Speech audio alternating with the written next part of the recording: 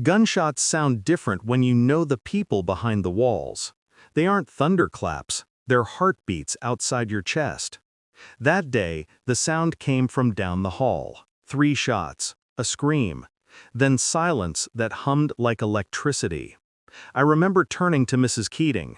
She was still writing on the whiteboard, like the world wasn't folding in on itself. "Sit down," she said, without turning. The classroom lights burned above us, wide open, making targets of our shadows. I whispered, "We need to turn them off." She blocked the switch with her arm. Her voice didn't rise. It didn't have to. "You move from your seat again," she said, "and I'll have you expelled." Expelled, while someone was killing kids 2 doors down. That was 1 year ago. Last week, I watched her get led out of her apartment in handcuffs, and I was the reason why. She wasn't always the villain. In 9th grade, she was the only adult who noticed when I stopped talking. She called me after school one day, told me I had potential. That word became a kind of currency. I traded obedience for praise, silence for approval. I thought she cared. She didn't. She liked control. The praise was bait. I didn't see it then. I thought she wanted me to be great, not obedient, not docile. But she wanted soldiers, not thinkers. That day, in the lockdown that wasn't, I saw her clearly. Her hands shook, but she still smiled, pretending calm. She wasn't protecting us. She was protecting her image, the no panic, no fear teacher. Even when I heard footsteps pounding in the hall and the sound of someone sobbing in the next room, she kept saying the same thing. "We follow procedure." Procedure, while a boy bled out near the lockers. I remembered the smell.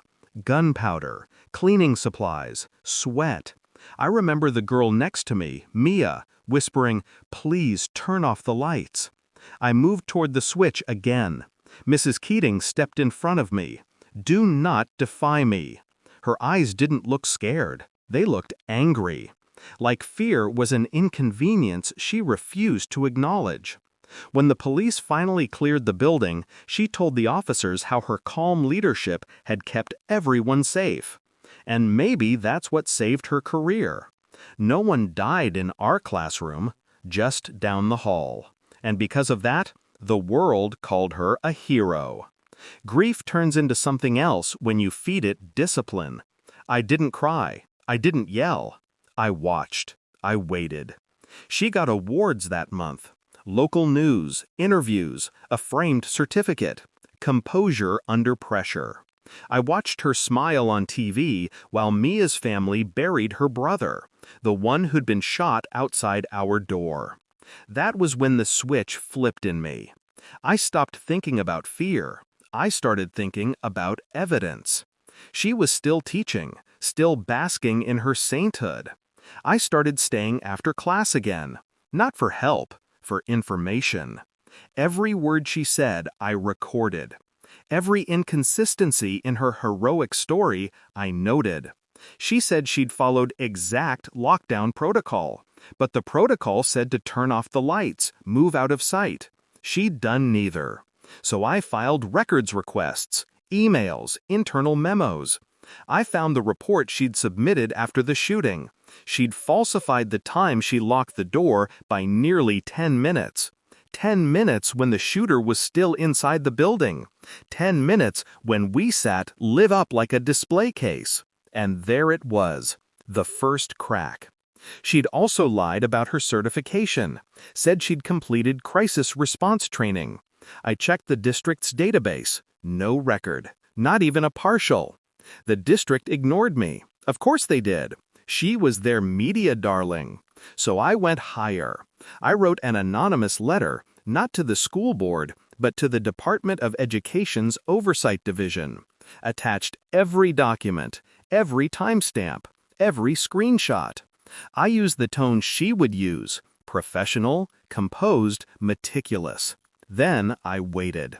It took 6 months. The audit started quietly, a routine review. Then came the emails between her and the principal. They'd fabricated reports to avoid district scrutiny.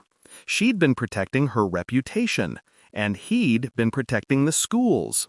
That's when the investigation turned criminal. Fraud, false reporting, misuse of school safety funds.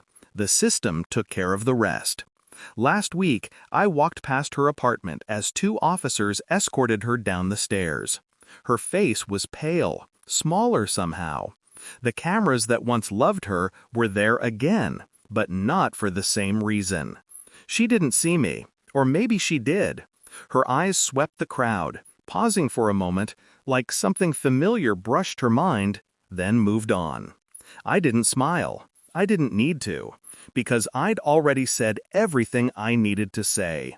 A year ago, in the police statement I never signed, where I wrote one line under comments, she told us to sit down.